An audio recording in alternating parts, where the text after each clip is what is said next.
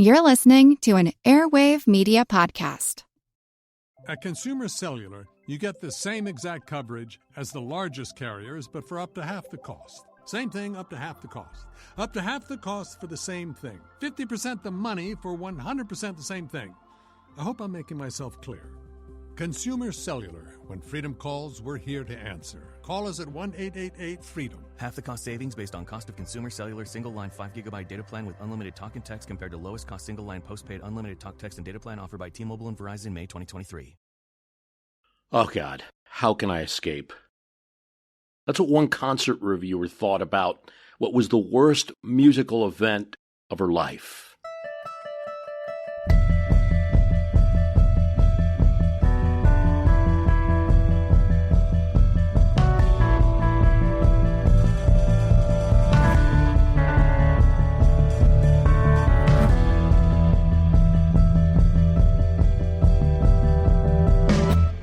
She went to see Bob Dylan to hear some of the great old songs. Guy had some serious albums under his belt by the time we get to 1979.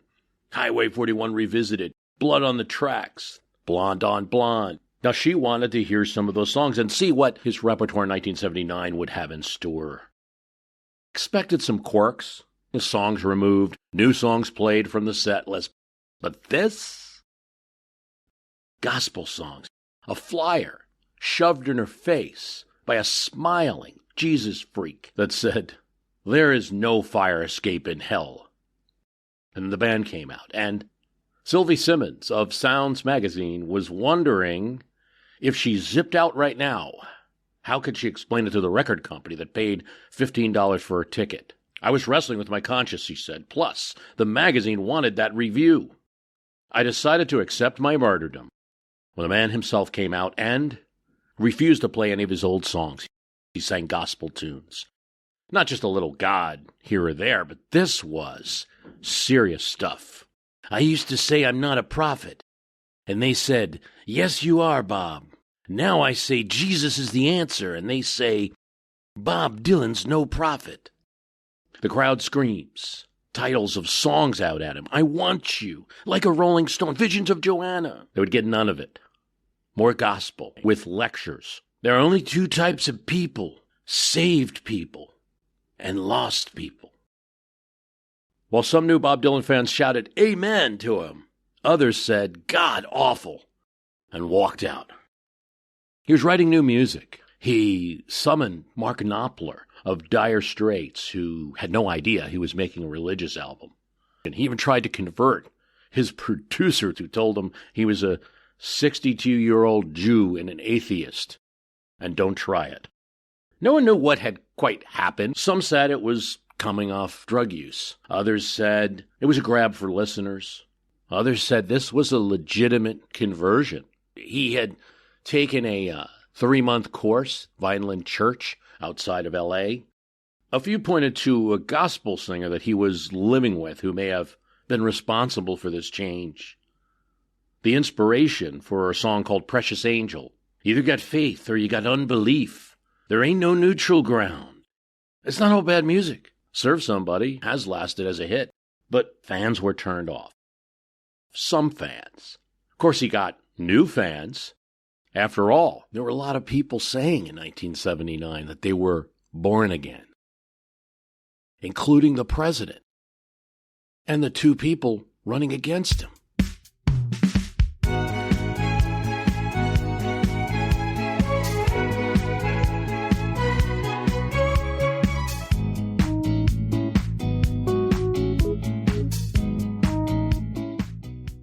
The White Sox couldn't catch a break. They couldn't get crowds in the stands. The baseball wasn't exciting enough. In 1978, the record was 90 losses. Didn't get much better in 79 with 73-87.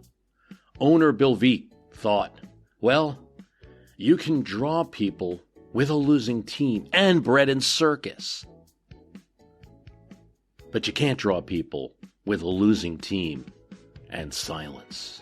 Spring? Is that you? Warmer temps mean new Allbirds styles. Meet the Super Light Collection, the lightest ever shoes from Allbirds, now in fresh colors. These must-have travel shoes have a lighter-than-air feel and a barely-there fit that made them the most packable shoes ever. Plus, they're comfy right out of the box. That means more comfort and less baggage. Experience how Allbirds is redefining comfort. Visit allbirds.com and use code SUPER24 for a free pair of socks with a purchase of $48 or more. That's ALLBIRDS.com, code SUPER24. They had done all sorts of different types of promotions, discounting certain people, women's night, teenagers' night, having a dance party. They even had a very successful disco party. This was the disco era, after all. Staying Alive had been a popular movie, and there were disco clubs all across the country. But on July 12th, 1979, he came up with another program, one that would be infamous. Since he had a disco night, why not have an anti-disco night? Steve Dahl was a Chicago shock jock and an anti-disco campaigner at a rock station, WLUP, 97.9 FM. He promoted for weeks that there was to be a disco demolition night. If you bring a disco record, you'll have your ticket discounted to the FM frequency of the station. All right, well, we're not going to charge you 0.9 cents, so we'll charge you 98 cents. Kaminsky Park, these days, was getting about 15,000 people for White Sox games. It could hold 44,000.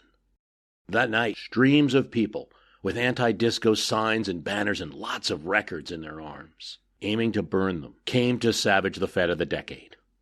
So many were headed there that the Chicago police blocked the off-ramps on the Dan Ryan Expressway. The owner raced to the stadium as 55,000 people arrived.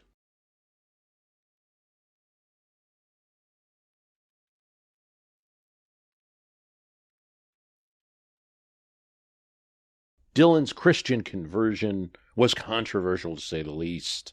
Fans kept yelling to hear the old songs. I told you the times they are a-changin', and they are. Dylan shouted at another concert. It's end times. Look at the war in the Middle East, told an interviewer. I believe in the book of Revelations. His conversion started in 1978, he said, when he was looking for something new, and felt a powerful presence. One story had him grasping a silver cross all of a sudden. But whatever it was, it knocked him down.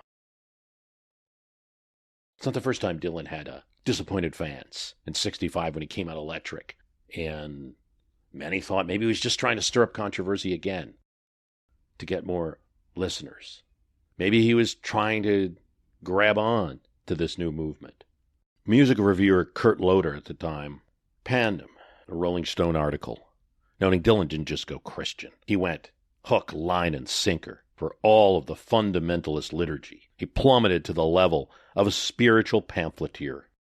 Maybe it was sincere. His friend and poet, Allen Ginsberg, thought that Dylan was doing this to get himself jarred into a transformational point where his music could become better. You know, it was pointed out there were at least 80 references more to the Bible in various Dylan songs before he officially came out Christian. And he never did officially make any statement that he was no longer Christian. It was just noted that he came out with 3 albums, Slow Train Comin', Saved, and Shot of Love. Shot of Love has a few secular songs on it, and then his next album has some biblical imagery, but it's no longer Christian. He never said anything. Most he told an interviewer was, I'll leave that up to you. Dylan had joined a trend. After all, estimates had the number of born-again Americans from 25 to 40 million by the time of the 1980 election, maybe as high as 50. There were 1,300 Christian radio stations at the time, and 1/3 of commercial publishing was Christian. And a lot of that, certainly the growth in all of that, was coming from evangelicals. And powerhouse televangelists were a feature of these times. Jerry Falwell, his Moral Majority, Pat Robertson, James Baker. The 700 Club, well beyond its original 700 telethon supporters, and was a force. A newspaper The Washington Post said that in 1960, the election would be about the Catholic vote. In 1980, the question will be, who will get the born-again vote? It was a good question. But whatever they did, all three presidential candidates in 1980 were born again, or so they said, in one form or another. The president, a Southern Baptist, said he had an experience right before he ran for president. Though evangelicals would have liked to see more forceful stands on their issues, abortion, homosexuality, the ERA, than they got from Carter. The candidate of the GOP, Ronald Reagan, said that he was born again when he was baptized. And a third-party candidate, John Anderson, belonged to an evangelical church, though, as a congressman in Washington, he found a Presbyterian church to be more convenient. Pundits wondered, what would these televangelists do? They said that they wouldn't make any political statements, but many felt that with a single word, any support for the Baptist president would be siphoned off to Reagan. Jerry Falwell said he wouldn't endorse any candidate, but he said in Reagan he found someone he couldn't object to. His organizations would help to register tens of thousands of evangelicals. What if these televangelists made more forceful pro-statements? What questions about church and state would be raised? These were questions as the 1980 election approached. Would it matter? Did they have to speak at all? Because there were supporters out there anyway. There was a committee for a free Congress vowing to back evangelical candidates in 150 congressional races. Christian Voice, an organization out of California, planned to spend $1 million or more on TV ads against Carter. No action on abortion, they said. They would also target 50 congressmen who didn't live up to their moral standards.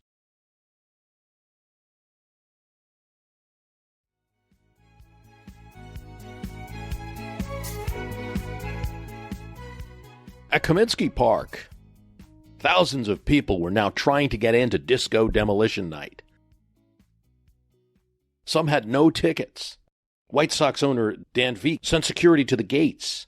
They were overtasked, and so no security was on the field during the game or in the stands. People noticed, and they started, slowly at first, throwing the records that they couldn't get into that overflown box onto the field while the players were playing. Some of the Detroit Tigers players got hit by records. Rusty Staub said records were flowing through the air. God almighty, I never seen anything nearly so dangerous. Records were swooshing around and then sticking into the ground like daggers. Several times during the game, the play was interrupted by flying records. Both teams decided to wear their batting helmets when taking the field to protect their heads. But it wasn't just records. Then came bottles, even firecrackers. Most of these new arrivals to Kaminsky Park weren't really interested in watching the White Sox or the Detroit Tigers. They were unfurling big Disco Sox banners. The first game was played, and at 8:16, this was a doubleheader, they would play a second game. But first, DJ Steve Dahl came in, dressed in Army fatigues and a helmet, and riding around in a Jeep. He asked the crowd to shout, "Disco sucks! Disco sucks! We're going to blow up these records real good!" The crowd went crazy. And he hit a button and boom, blew up a box of records in the center of the field. And then immediately about 5,000 people ran onto the field. They had more records to go into the fire. Owner Veek tried to grab the microphone, tried to get people to get back to their seats, to start the next game. The PA system shouted warnings. Please return to your seats. The scoreboard had a message. Please return to your seats. No one would listen. Baseball fans in the stand, those who came to actually watch the second game, were angered. Kaminsky Park tried playing Take Me Out to the Ball Game.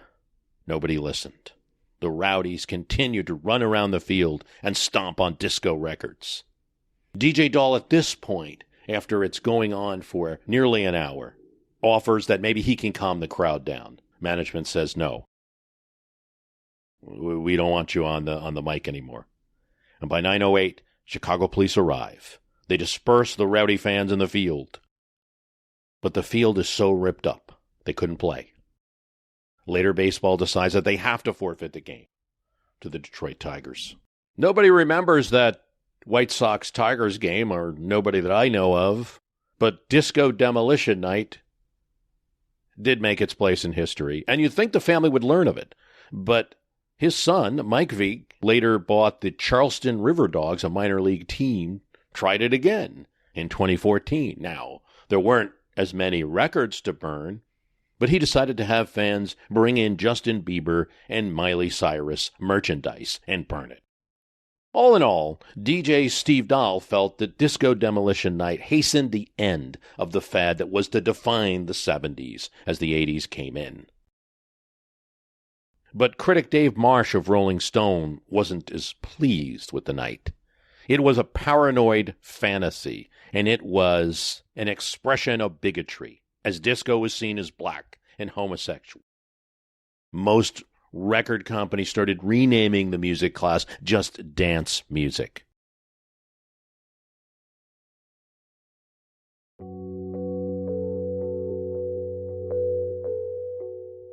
At one cabinet meeting, President Ford slouched in the room, slumped over in his chair, and sat down.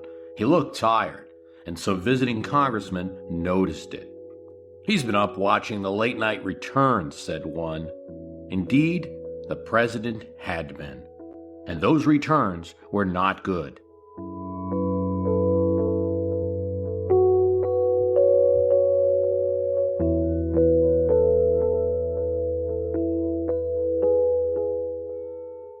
He lost the primaries in Indiana, Georgia, and Alabama, all on the same night. He lost to Governor Ronald Reagan, who was mounting an unheard-of, then, challenge to a sitting president. Despite an honorific win in Iowa and a close win in the New Hampshire first-in-the-nation primary, wins in other states, despite occupying the Oval and meeting world leaders at the Rose Garden, he'd had to continue to fight for his own party's nomination to get a chance at a full elected term of his own.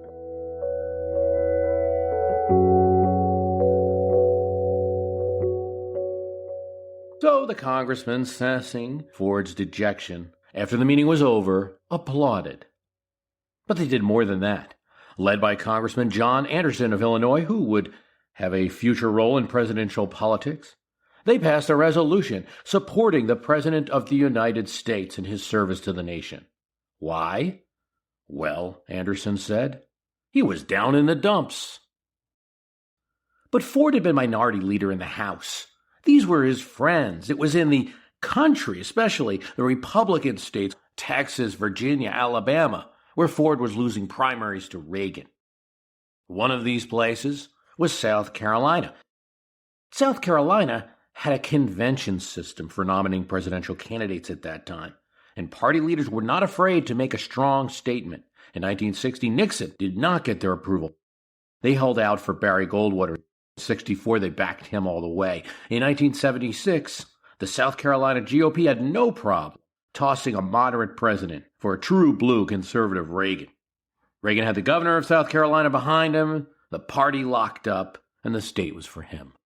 President Ford would win that contest. He narrowly beat Reagan in a bruiser, a battle that went all the way to the GOP convention in Kansas City. 4 years later now, Reagan was a frontrunner, but not a given for the 1980 nomination. Ford actually hinted at getting back in. George Bush, playing off fears that Reagan was too conservative to be nominated or elected, won Iowa. But George Bush wasn't too much of a challenger for Reagan, right? Because Reagan could win the South like he did against Ford.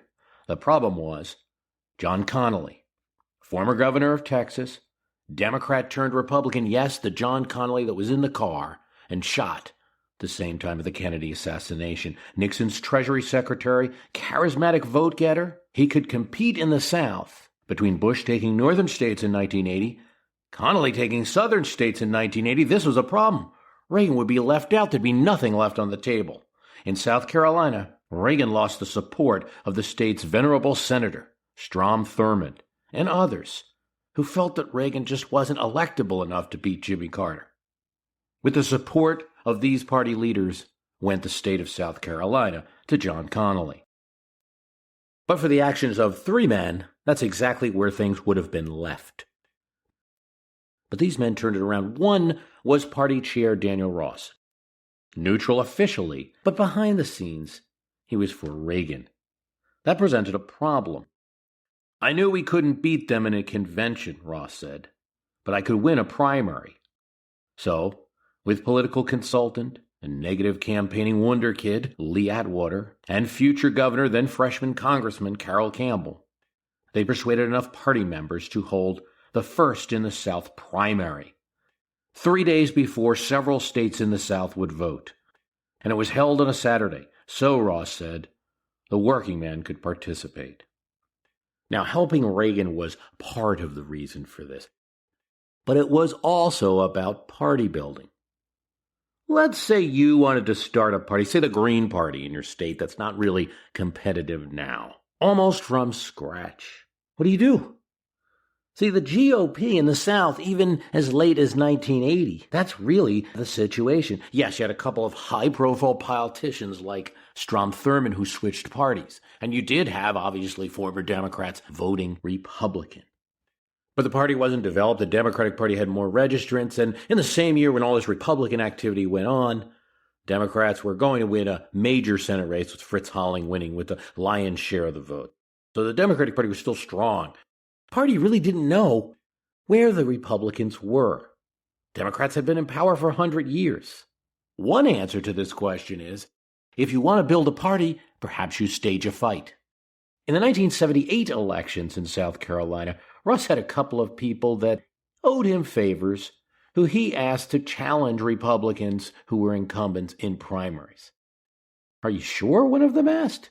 Didn't seem like the right thing to do for the party. In a general election, Republicans could win, but they didn't know who was voting for them. See, you can get from the election board who turned out, and you can make some guesses based on what towns you won, that there might be the GOP voters, but it's not science. You, of course, have local Republican clubs, and you can identify those people and perhaps tell them to get the neighbors out and all that, but those are the hardcore supporters. Run a primary, and you know that every voter who turns out is one of yours, and you can get the names. We got 35,000 names in the 1978 primaries, Ross bragged, later interviewed in 2001. In 1980, in the presidential contest, we got 75,000. These are sources of money, volunteers, lawn signs. So half for party building reasons, half for helping a friend. South Carolina's first in the South primary was born, what Lee Atwater would call the firewall. Ross got the primary done. Carroll Campbell ran officially the Reagan campaign in the state, but Atwater won the race for Reagan. Then 29 and already a force in the Southern GOP, having won 28 races in the South at this point, running a race against a longtime South Carolina Democratic politician Tom Turnipseed. He hinted at his opponent's psychiatric treatment as a teen. Turnipseed, he said, was hooked up on jumper cables. The reporters ate it up.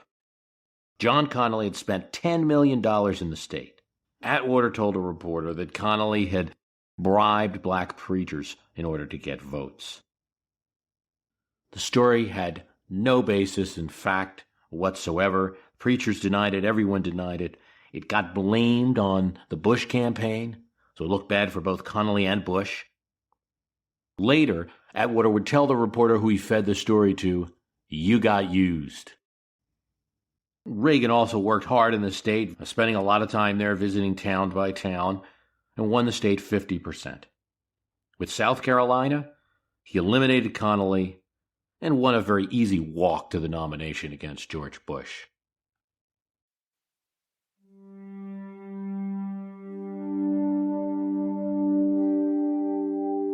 1980 singed the legend of the firewall, protecting frontrunners from insurgents who might come out of Iowa or New Hampshire with momentum. It zapped the 1980 Bush and Connally campaigns, but 8 years later, Bush found it useful to rid himself of pesky Bob Dole. Of course, Dole would find it useful to rid himself of Pat Buchanan, who won the 1996 New Hampshire primary. Same with George W. Bush, stunned by John McCain. He knew he could go to South Carolina.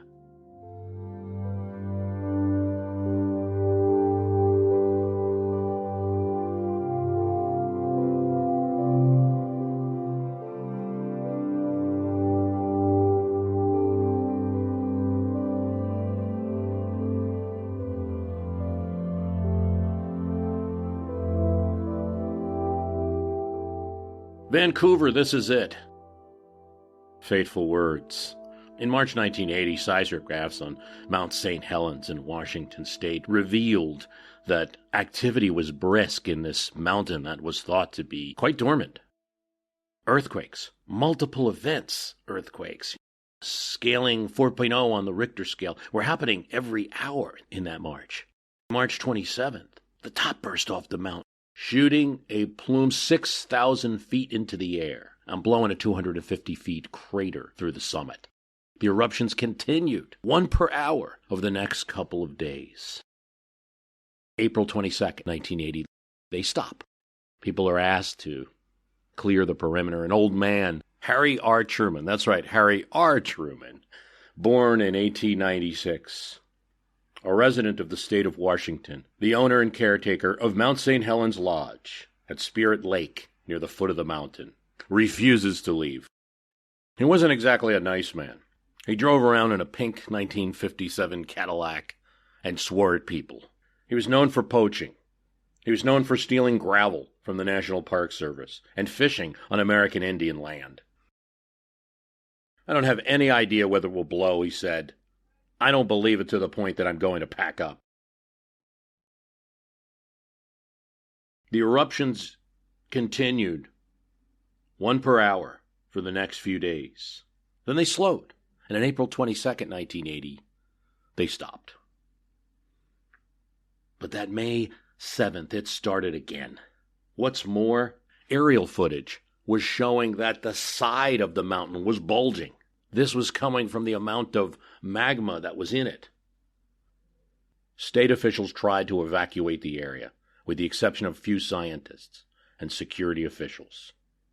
On May 17th, they attempted one final time to persuade residents such as Harry R. Truman to leave.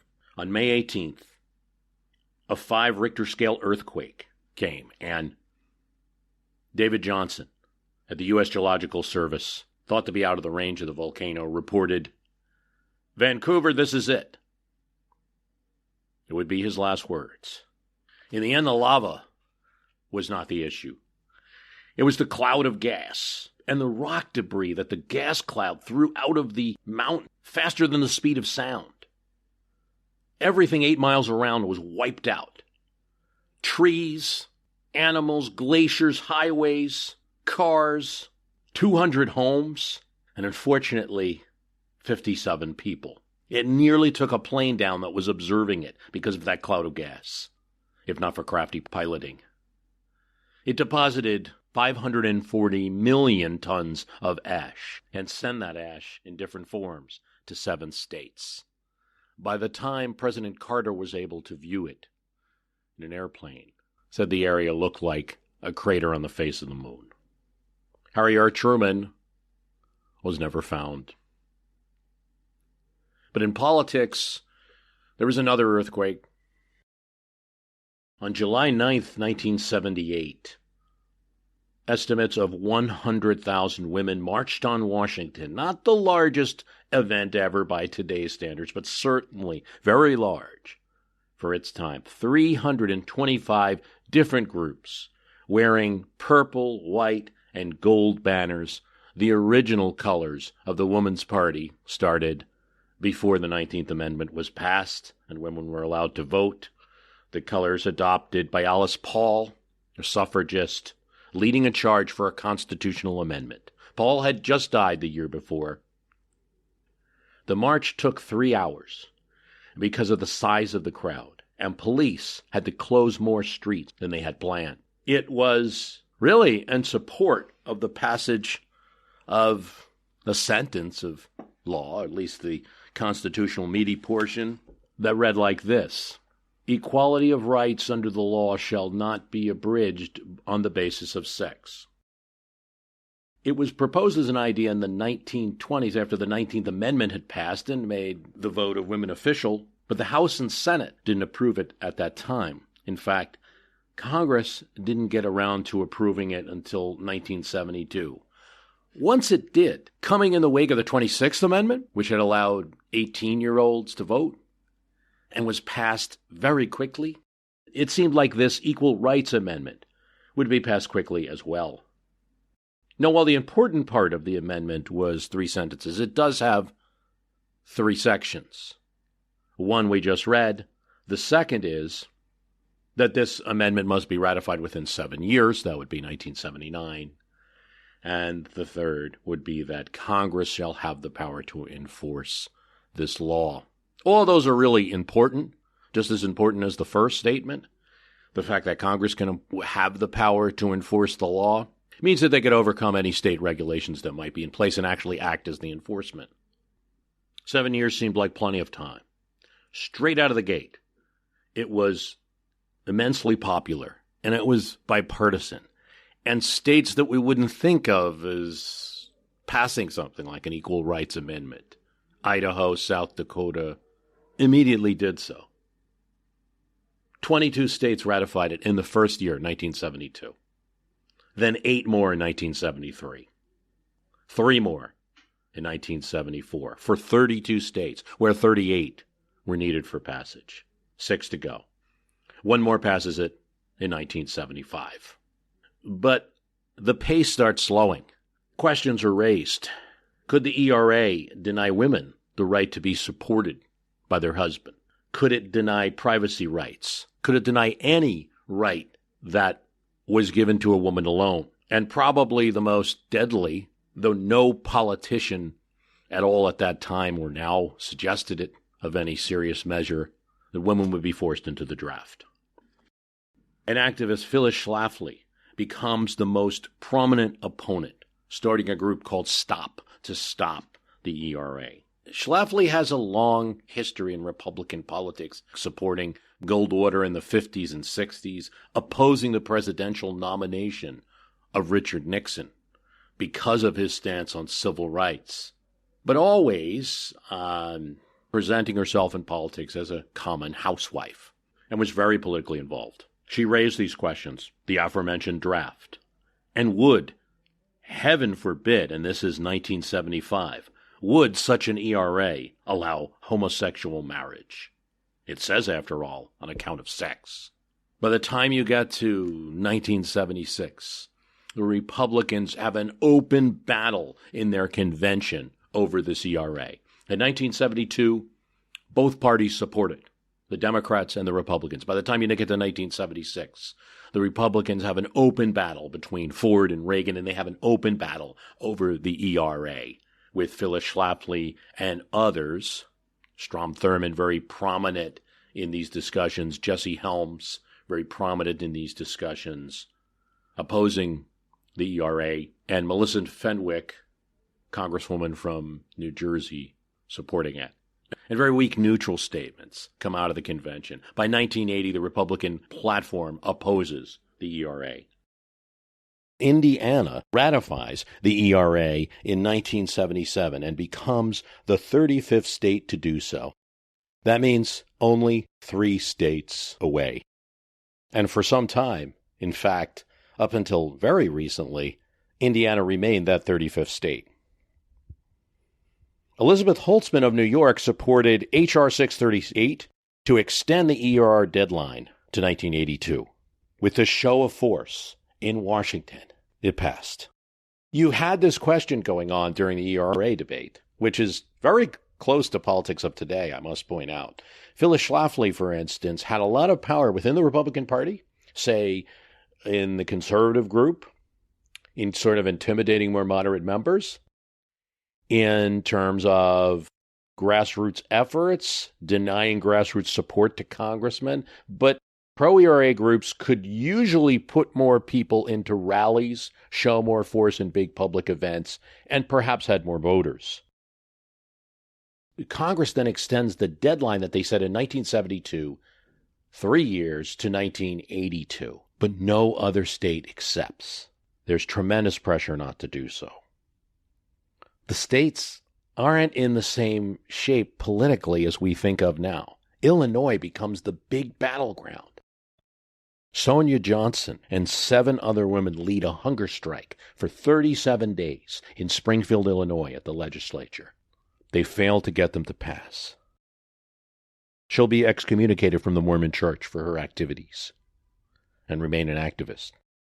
No other state passes the Equal Rights Amendment, and in the time between the expiration and today, Nebraska, Tennessee, Kentucky, Idaho, and South Dakota, 5 states that had ratified the ERA, 2B, what would have been at that time the 27th Amendment, rescinded their ratification. Rescission is not a right directly recognized in the Constitution, not mentioned. It's something that would have to go to the courts. It is true that the 14th Amendment was accepted by the Secretary of State and became part of the Constitution, despite New Jersey and Ohio rescinding it. And it remained law, even though North Carolina and South Carolina, as soon as the Reconstruction governments were thrown off, also rescinded it. So rescission is very controversial in any case. But something new has happened just in the past 3 years. Nevada became the 36th state to pass the ratification for the Equal Rights Amendment in 2017. Virginia, just this month, in 2020. And Illinois, where the battle had gone on in 1982, passed it again in 2018. What does that mean? Not much. It's going to be directly, it's going to be a fight in the courts. It does put into question if there is a change in the House and Senate to a House and Senate that's either Democratic or with enough Republicans who perhaps support the Equal Rights Amendment for whatever reason, they could perhaps extend the deadline to 2020 or 2021 or what have you, and then accept these 3 states and accept the amendment.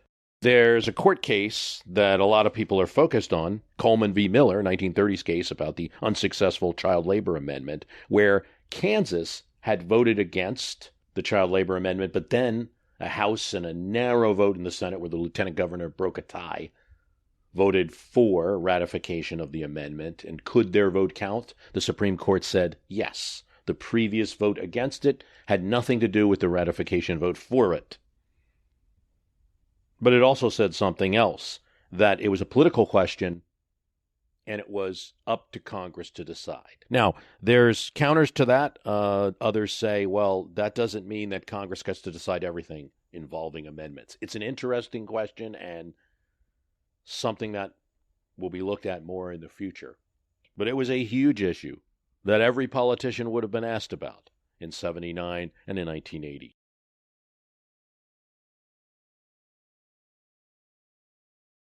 Originally, I had talked about South Carolina and the history of the primary in 2012 in an episode called When We Help Ronnie, We Help Ourselves, which just kind of sums up how this primary even happened and reached such an important part. This year, it may play a very important role because if you look at Vice President Biden's chances, this is all he really has. Doesn't win there, it may very well determine the Democratic nominee.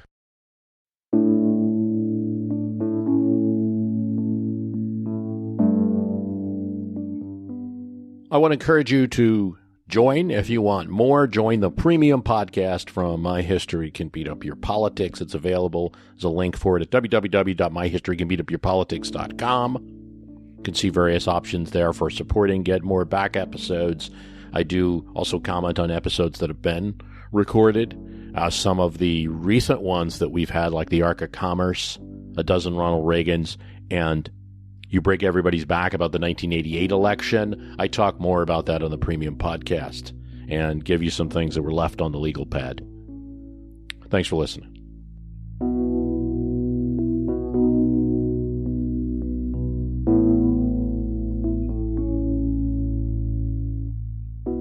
The chairman of the Japanese electronic company Sony, Masaru Ibuka, wanted to listen to the opera on his long flights to America.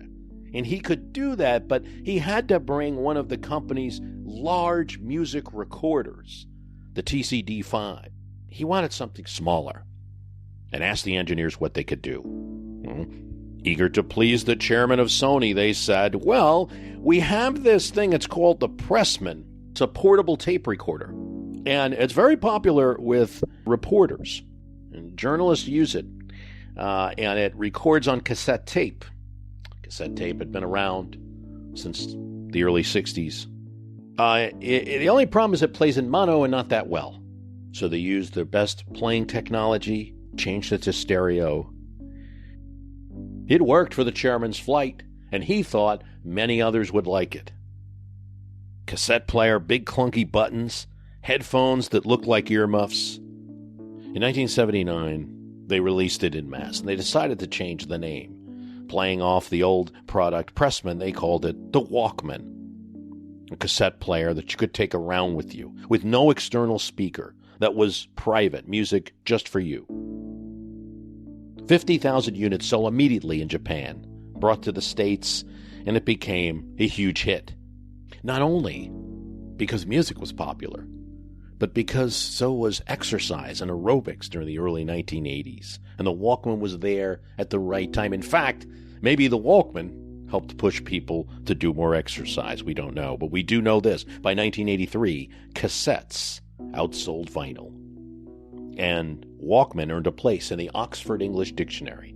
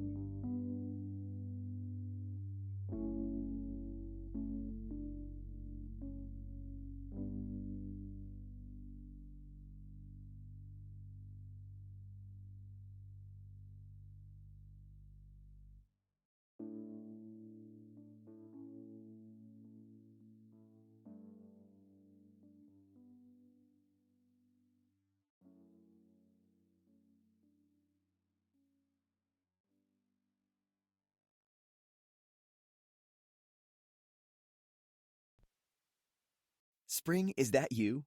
Warmer temps mean new Allbirds styles. Meet the new Superlight collection, the lightest ever shoes from Allbirds, now in fresh colors. These must-have travel shoes have a lighter-than-air feel and barely-there fit that made them the most packable shoes ever. Plus, they're comfy right out of the box. That means more comfort and less baggage. Experience how Allbirds is redefining comfort. Visit allbirds.com and use code SUPER24 for a free pair of socks with a purchase of $48 or more. That's ALLBIRDS.com, code SUPER24.